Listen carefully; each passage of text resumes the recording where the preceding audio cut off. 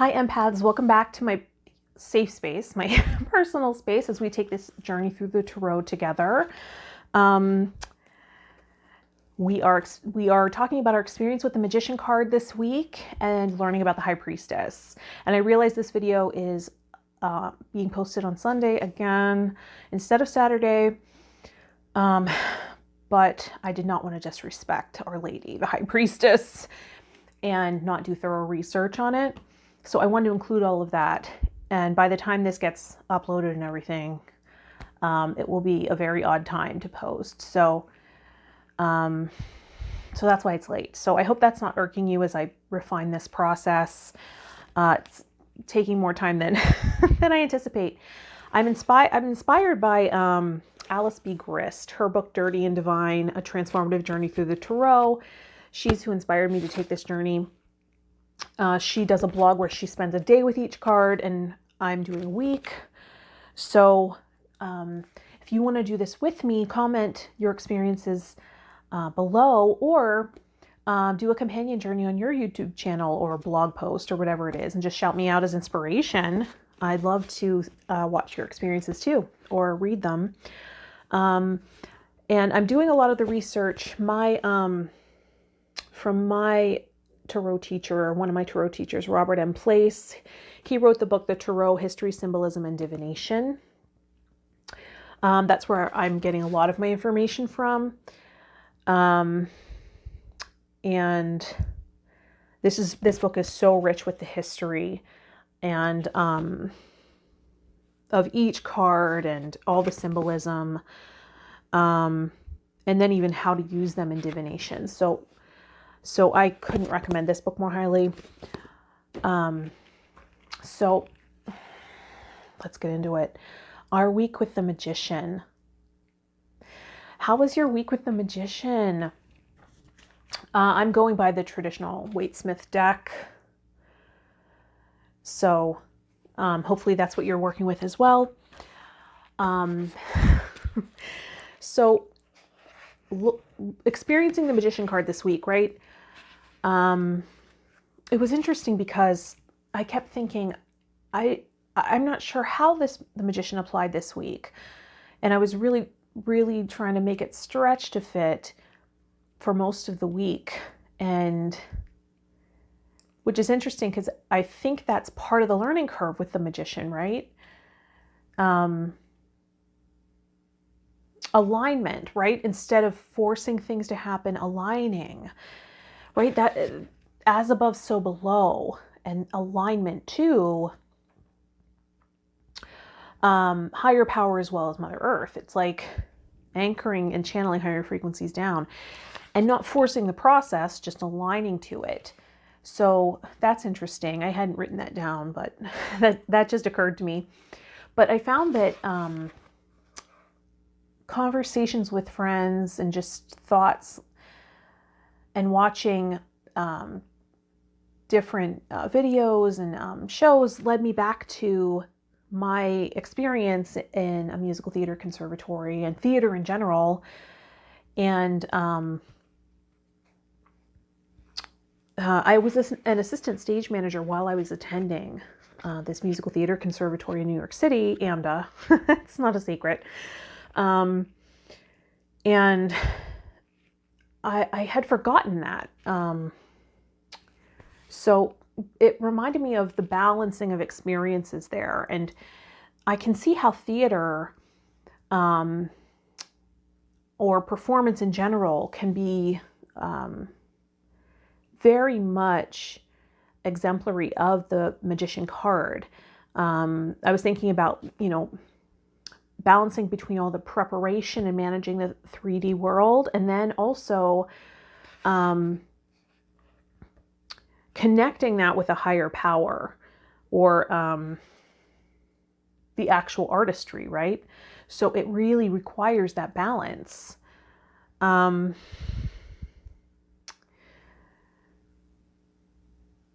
Right? It takes a lot of prep to create the experience for the audience.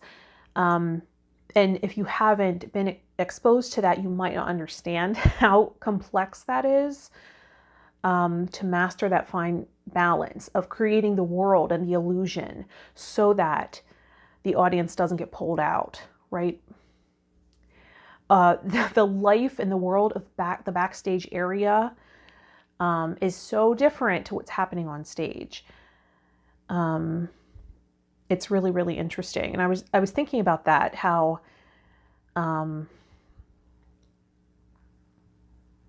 because the magician card can be about illusion, right?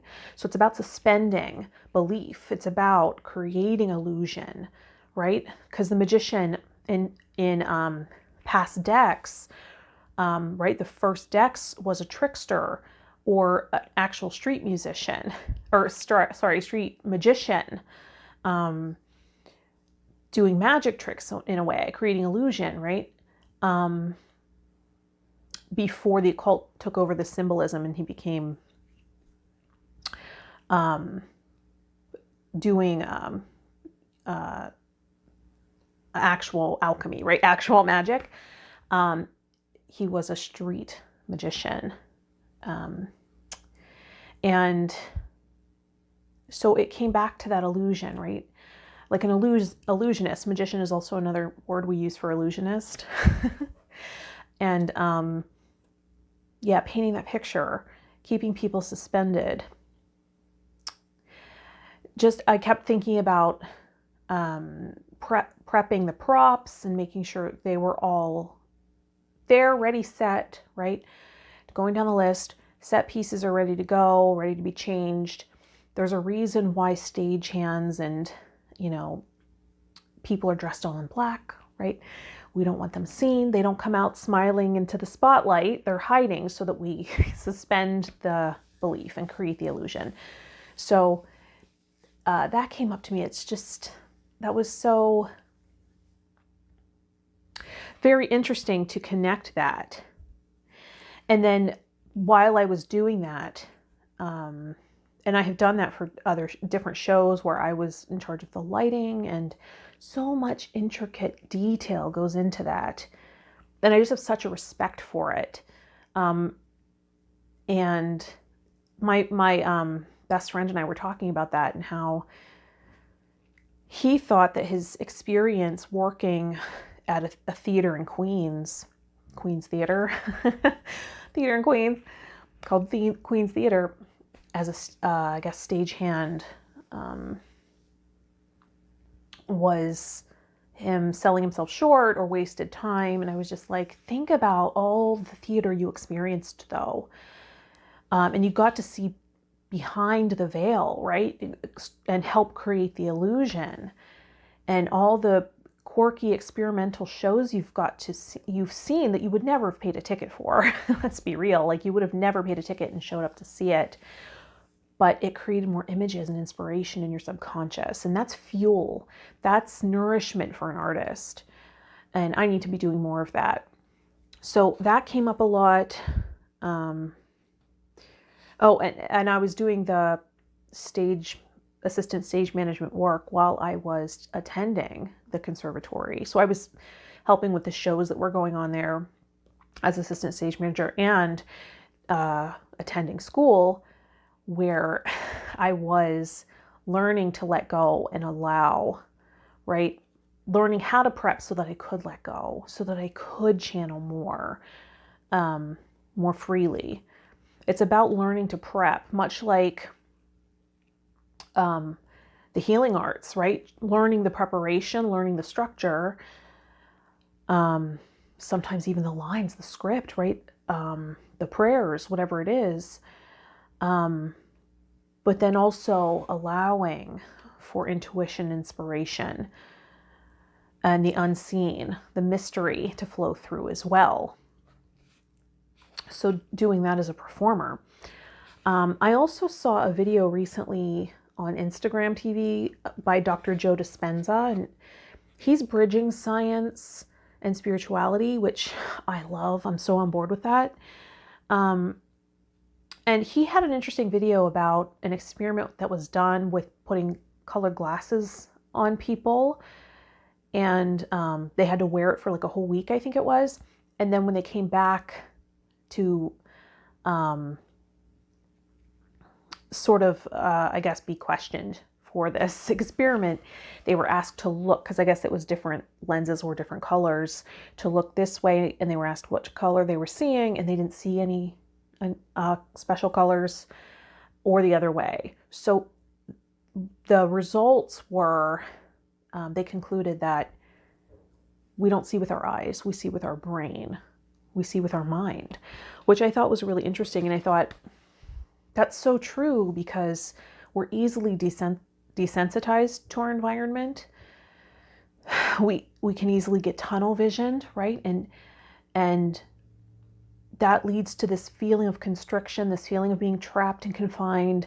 And if we can expand our view, not just in the 3D world, right, by enhancing our peripheral vision and training that, but also expanding the subconscious, right? Expanding the view of the subconscious mind, which I do with family constellation work all the time. We take the subconscious outside of ourselves and create new imagery, right? And memorize that. And that's in part what the work is about. So I just found that interesting. And I also thought that's probably true of all the senses, right? It's probably true of everything. Everyone has different associations with different scents, tastes. And, oh, that's interesting, because I was also thinking how with the seasonal change, I think I talked about either in a reading video or in the last tarot video that my digestion has changed so much with while we enter the fall season. And I don't know why I'm just noticing it this season. Well, I knew about the digestion, but I'm just now noticing how things don't taste quite as sweet. And it's funny how, and I'm Pitta in Ayurvedic medicine, so Pitta, Kapha, but I'm fire dominant, so sweet is soothing for that. Sweet flavors, sweet foods, and things don't taste as sweet. So I'm noticing how sweet foods are re-entering the diet. And I'm like, oh, okay, that's interesting. I didn't consider that. I've never really considered that.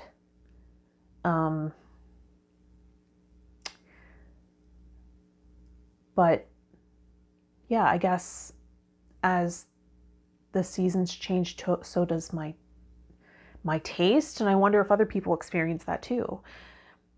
Like the taste of sweet is muted almost. It's very interesting. So I'm finding myself wanting sweeter things, like things that might taste too sweet during the summer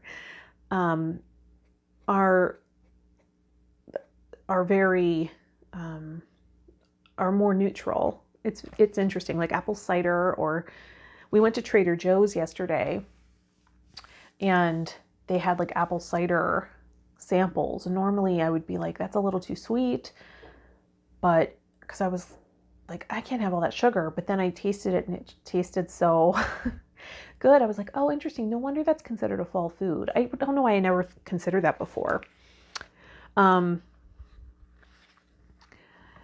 And I've been watching, I've been obsessed. I know it's been out a while and I've been obsessed since the beginning, but I've been watching Leah Remini's documentary, her docuseries on A&E about her experience with Scientology, and it's called Scientology in the Aftermath. And the Church of Scientology doesn't endorse it at all. They disagree with all the content in it, but just these people's personal experience of it, I find really fascinating and moving and meaningful. They didn't have good experiences. They're knocking it, right? They're knocking the church. But it's really showing to me how much human beings value freedom. at least certain types of people, right? There are certain people that value freedom over everything else. And they may be considered the learners, the visionaries, the artists, the storytellers of the community, right? And they can really fall prey to or be more susceptible to being sold this idea of freedom, which I believe in. I believe is possible. I believe that we can free ourselves through limiting belief patterns and fears and things like that. For the most part, I think we can also be more mindful. I don't know if we can be totally free, but that's the promise, right, of Scientology. And it's just interesting to hear the accounts of these people and how either they or their parents or their grandparents, whoever brought them into the church of Scientology, and I use that term loosely, right? They were so willing to sacrifice their parental role to their purpose, right? What the church was dictating was their purpose in life, to bring the world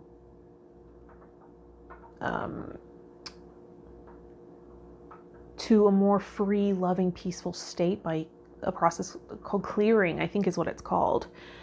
And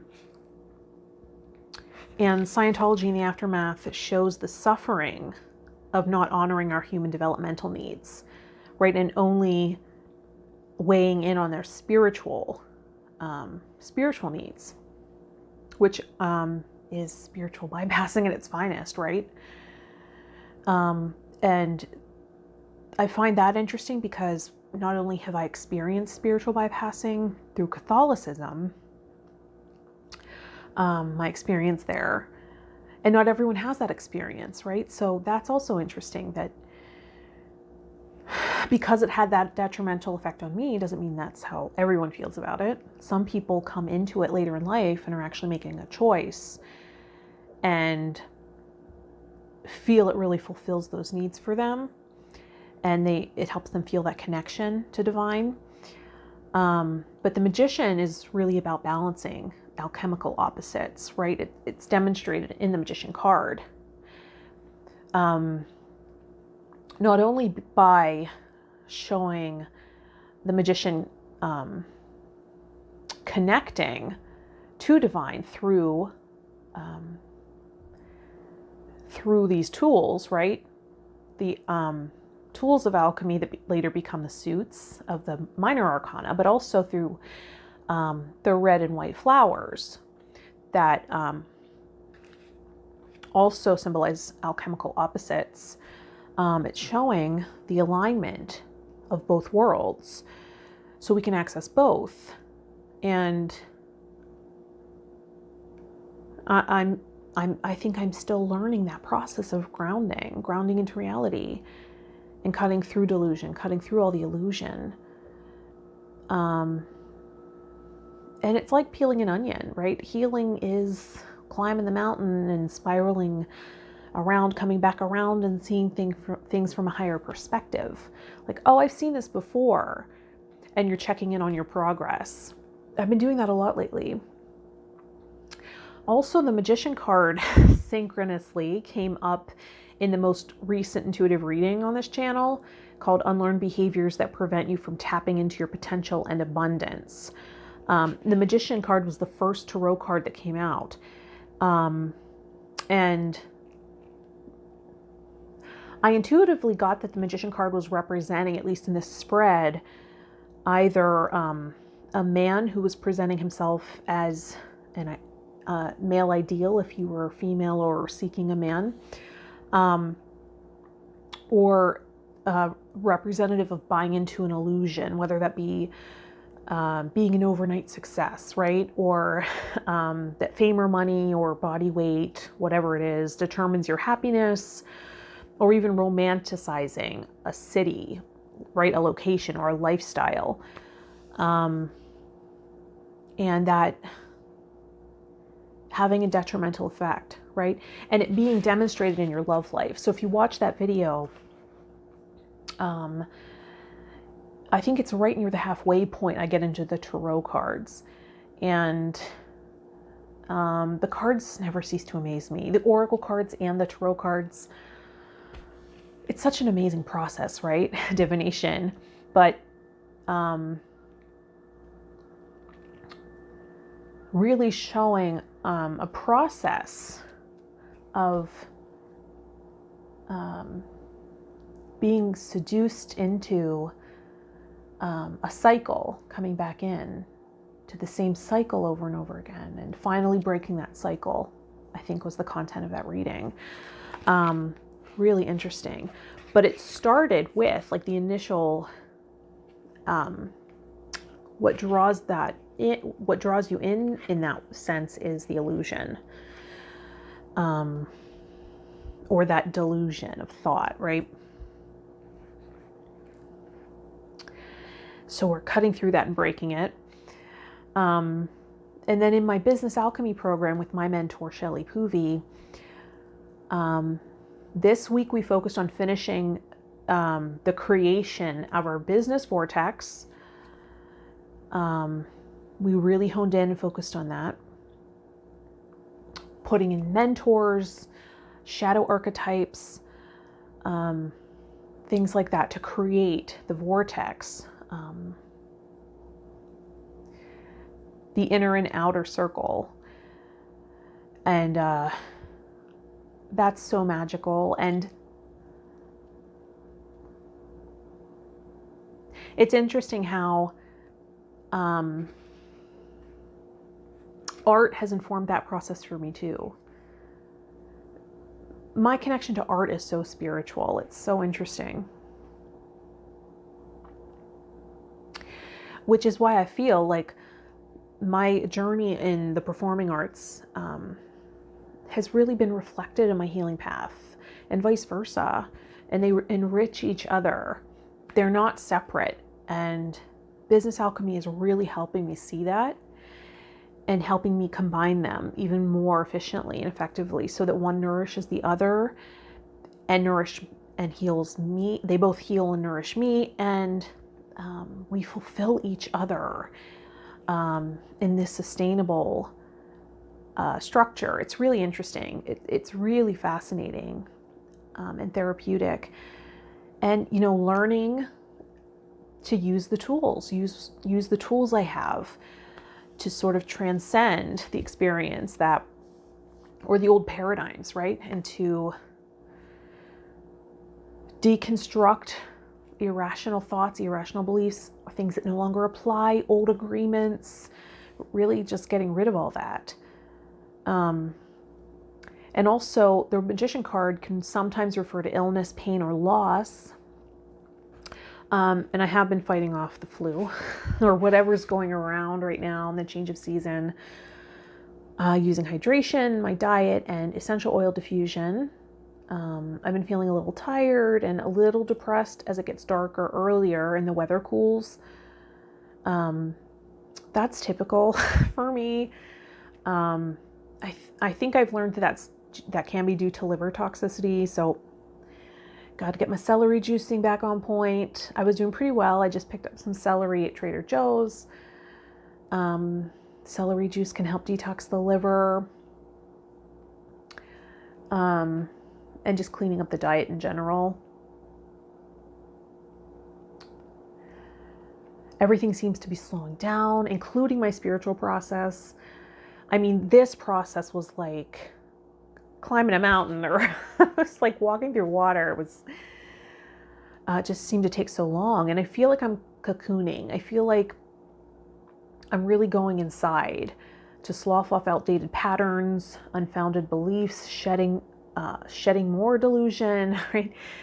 And I feel like I'm seeing more truth. I think I'm discerning more truth.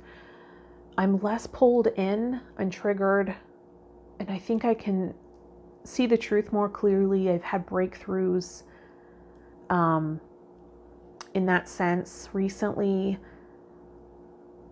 I can understand and observe underlying patterns and wounds in the way people communicate. Mercury, right? There's a mercurial influence that's associated with the Magician card.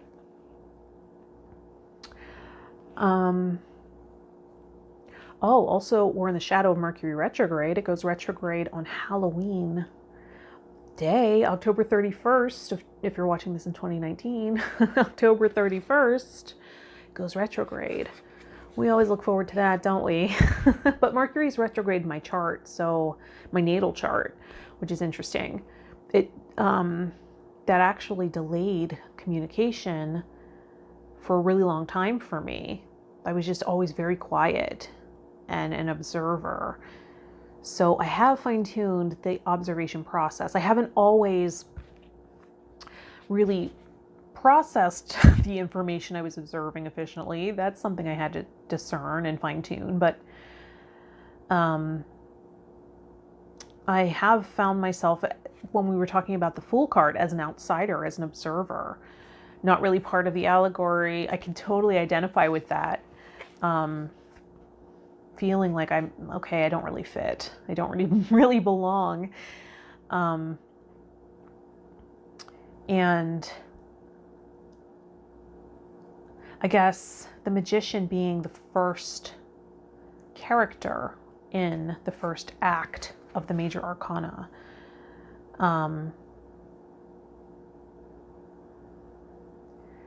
Is someone we might meet, right? And for a woman, this can be the illusion of the ideal male, right? Or it could be the ideal male. And I found myself processing that, right? The people that have shown up and painted an image for me, and maybe they were very intuitive too. They were responding to me and my expectations. So they painted an image for me and it worked. So maybe that's something I have to work through so that I don't draw that experience in all the time.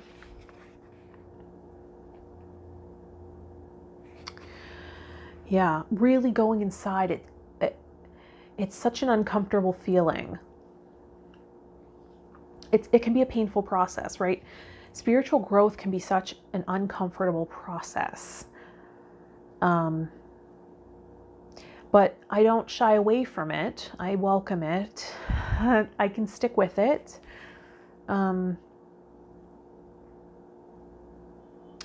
It's almost like the caterpillar going into a cocoon and just dissolving, right? Dissolving those things, dissolving the things that are hindering you from flying, from taking flight. That cocooning process, really refining and truly alchemizing, right? Watching and observing nature can really inform us on our process. I've been noticing birds. My mom calls them bird meetings, but as the birds prepare to fly south, migrate to warmer climates, there's huge flocks of them in certain locations, and it's really interesting to see. I had never really noticed that in New York. It's hard to notice nature in New York, but in New York City. But here, it's like there's so many birds, and I just found it so fascinating because their process is so mysterious. Like, we can't understand their communication. We can only see their behaviors, like flying in V formations or in big flocks, migrating to warmer climates, lining up on the power lines. Like, they will all fly and it looks like chaos, and then they'll just all go and line up. I never noticed that in New York. And so being here, that's one of the gifts, is really being able to see nature. Last spring, I saw a little birdling learning to fly. I was so moved by it. Because I was like, I could so relate. Like, it was just jumping and trying to fly, but it kept landing until finally it took off. And I was like, I can so relate. And I do feel like That's what we're doing with the magician, right? We're learning to use these tools to lay the groundwork and foundation here in order to transcend and connect to higher power, or ether, which is the container for all the elements, by the way, right? It's the container. Ether, which we relate to spirit, is also the container and the structure in which all the elements can relate and mix and exist. So much like the earth element creates structure on the physical plane, ether creates structure as well. So I find that interesting. And, you know, nature, there's so much mystery that we'll never understand. And that mystery of nature leads us right into Our Lady, the High Priestess. The High Priestess. So here's a little history about the High Priestess, okay? First off, let me know your experiences with the Magician card. Were they different than mine? Most likely, right? Were they different? And do you relate? Or did something I say spark something for you? I'd love to hear about your experience or understanding even of the Magician card. Because obviously my experience doesn't cover all the things we talked about. Right? But you know, for me, it's also relinquishing more and more control. Just like I did in musical theater school, it's like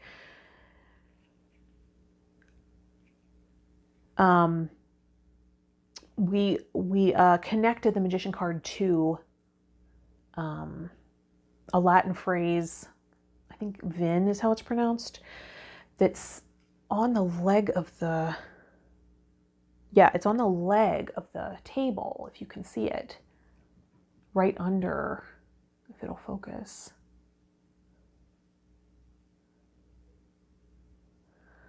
It might not focus, but if you have the deck, look right under that symbol right on the leg, and the letters V-I-N are there.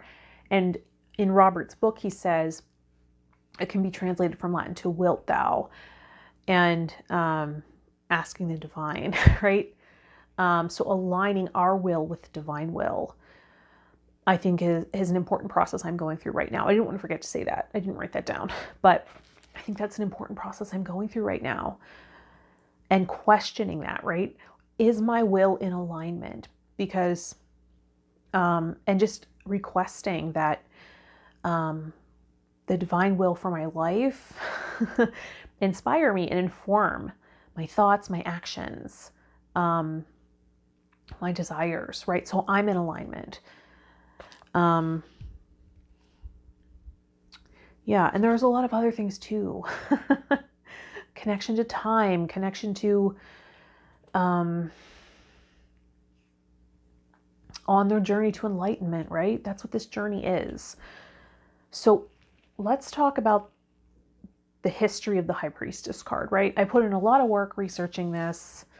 So let's get right to it. Our Lady, the High Priestess.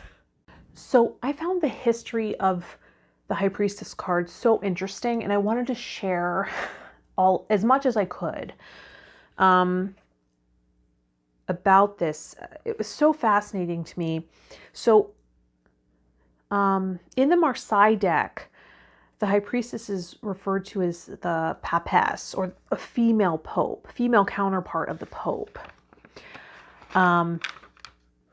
which is, and she's the second character of the first act, and the first of the 4 temporal rulers, which also include the Empress, the Emperor, and the Hierophant, or the Pope, right? The modern term for the Pope in the tarot symbols. So in the playing card game, each ruler trumps the one before. And temporal refers to the world of time. That's what the meaning is there, contrasting the timeless and eternal. A fitting name because they're all trumped by the images of time that come in the next act of the major arcana, right? Remember from last week we learned that the first act starts with the Magician, number 1, in Roman numeral, and goes to the Chariot, number 7. There are 3 acts.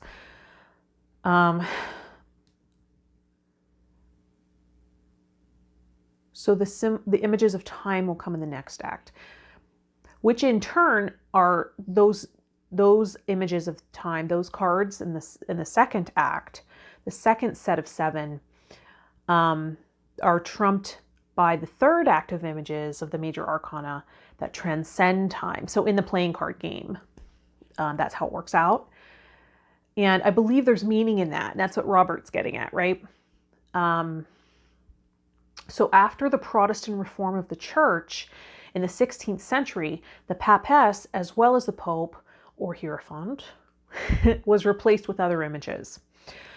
Catholicism is extremely patriarchal, and the idea of a woman being Pope was considered heretical.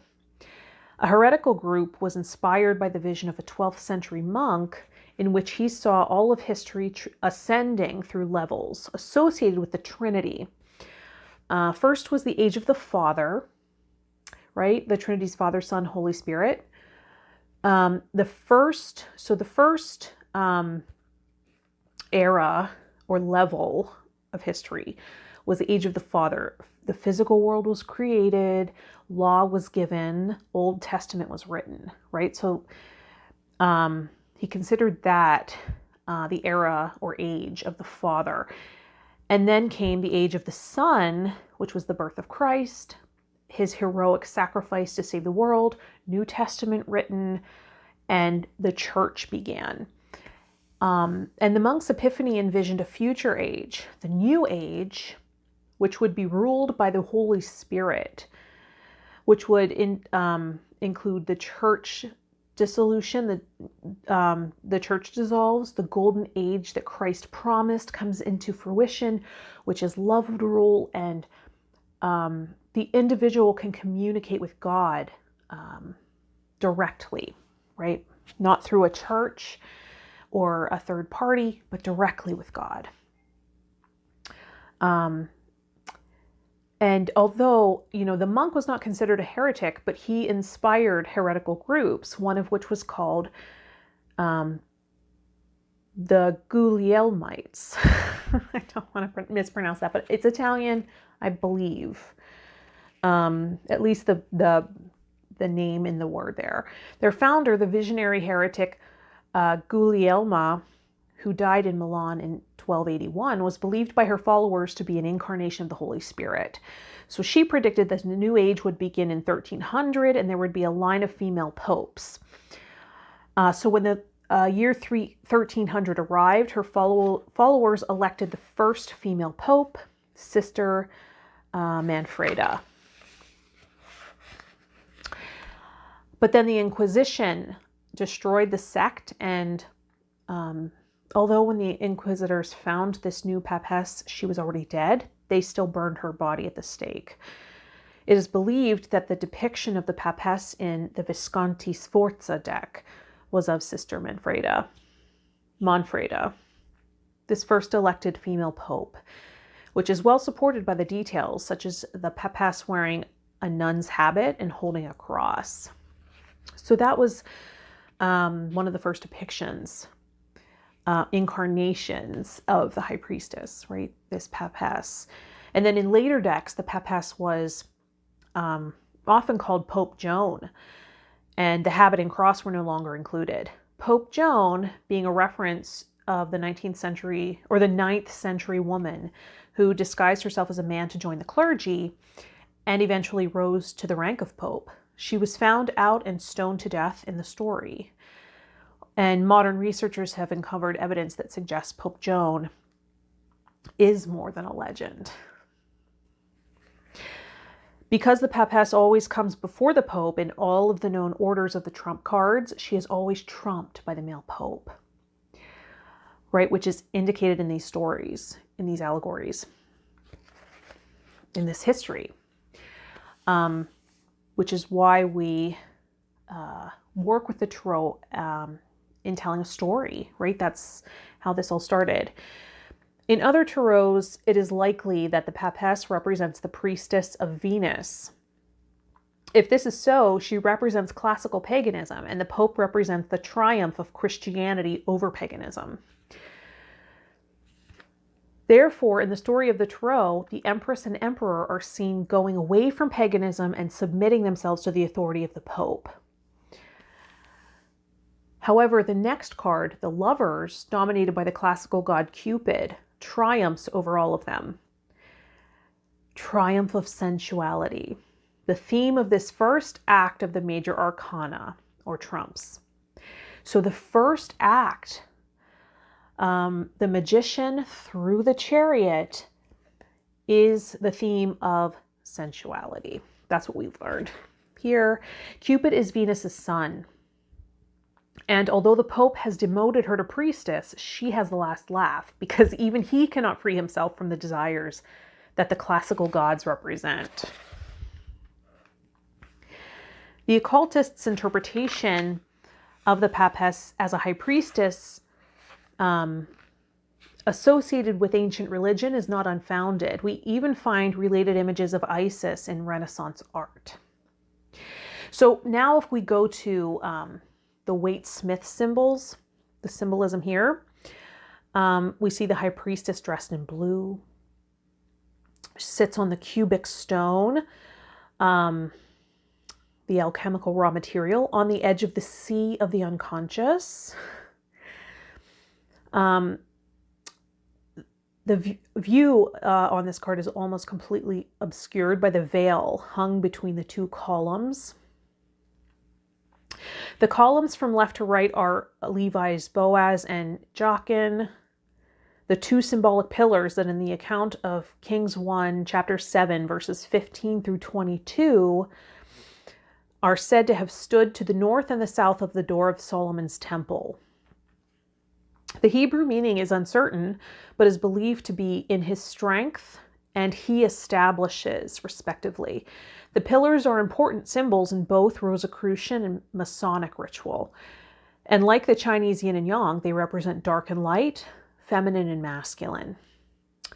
The pomegranates and date palms on the veil, right? The veil behind the high priestess there, are symbols of fertility that were also found carved into Solomon's temple. But this is the Kabbalistic tree represented, the tree of life. Right? If you look up the tree of life, if you aren't sure what that is or what that looks like, you can see the pomegranates forming what's called the Sephirot. I don't want to mispronounce that.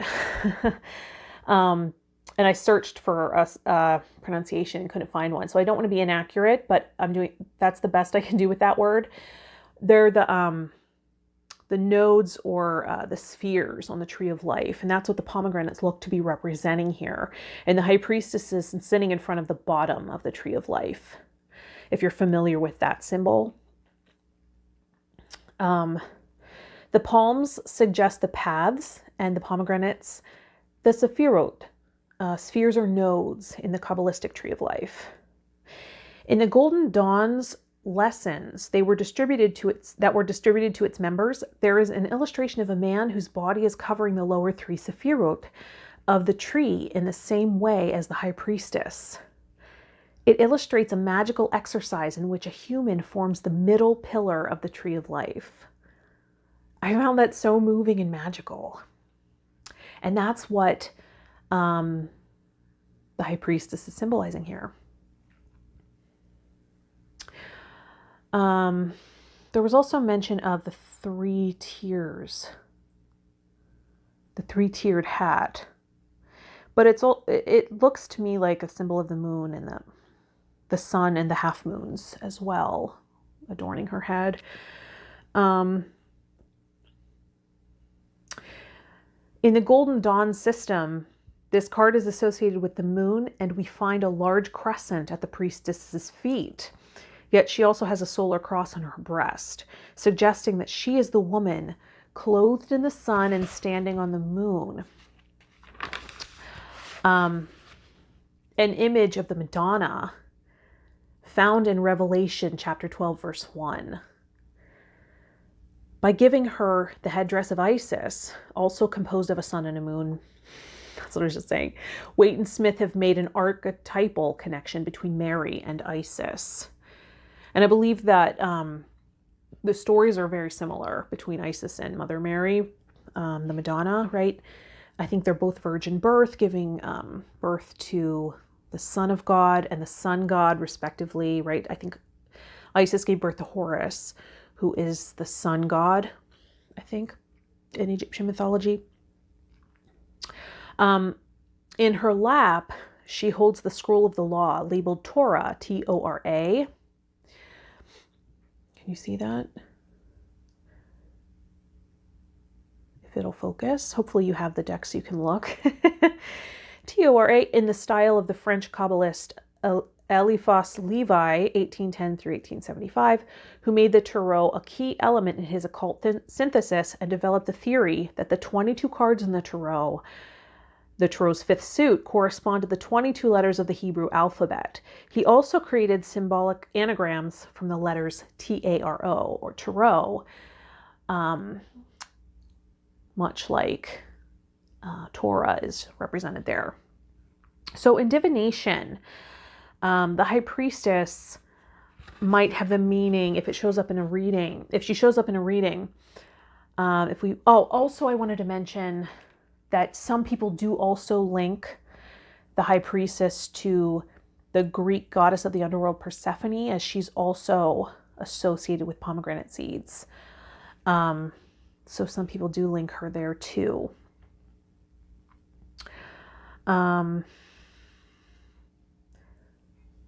But I think what Robert's getting at is the main association is Venus. Venus, as far as astrological reference. So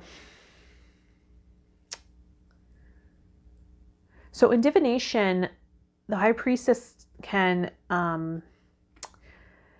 be associated with the meaning inner esoteric religious experience or mystery. And Robert goes on to explain that a true mystery is something that the more we learn about it, the more we know that we cannot know it, right? It moves further and further away from our understanding.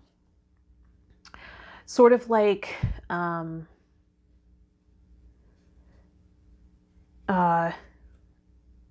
he goes on to say, we understand mystery when we accept that we cannot know it. The development of a fetus in the womb is such a mystery, and that is why a woman best symbolizes it. In its simplest form, it is intuition. So mystery is highly associated with this card. Right? The mysteries of nature, which is why I felt like not understanding the communication or what's happening as far as language with birds and other animals, but seeing the behaviors it seems like there's this collective understanding can create mystery for us. And I felt that led right into the High Priestess. And I was really, I found that to be so wondrous. I was so in awe by that. The High Priestess can also mean in a reading the divine feminine in the 5D as opposed to the 3D, as opposed to the material world, meaning on the spiritual plane. Someone who doesn't speak could represent going within, accessing intuition, inner knowing, nonverbal communication, telepathy, unattainable woman, Venus. Secrets, mystery, the future as yet unrevealed, the woman who interests the querent, if the querent is male or seeking a female, or the querent if female. Silence, tenacity, wisdom, science, which I found interesting, subconscious mind, feminine spirit, higher self of a woman, stands in antithesis of all the masculine godheads, connection to the magic of nature, which came up a lot. leading into the week of the High Priestess, the power of humanity to connect to their spirited selves, the messenger and vessel of a one-on-one relationship with divinity, the female leader of the past, such as the wise woman, the sage, the priestess on the mount that folk revered and held in great esteem. She soothes the soul, anoints life, and brings forth an ancient power. She is light and dark, earth and sky, fire and water. She connects to the unseen, to the something more, and she brings it to life. There is a great wisdom within you. Allow it to come out to play. Birth it from your soul. So that's what we will be experiencing, diving deep into this week, the High Priestess. Do you have anything to add to that? Your understanding of the High Priestess? I'm really excited to experience her this week. I was so interested to see all the religious connotations and, right? Because when people don't understand, they can't see all these connections and associations, and they deem it sacrilegious or evil or whatever it is. And I feel like those fears are based on ignorance. And that's why learning the history and learning the tradition and understanding that we're telling a story here also. And I think the history just really enriches, right? The history of the symbols. And I think it really enriches the experience of this. So as is my way, I'm going to play the singing bowl. And we're going to access that energy of the High Priestess.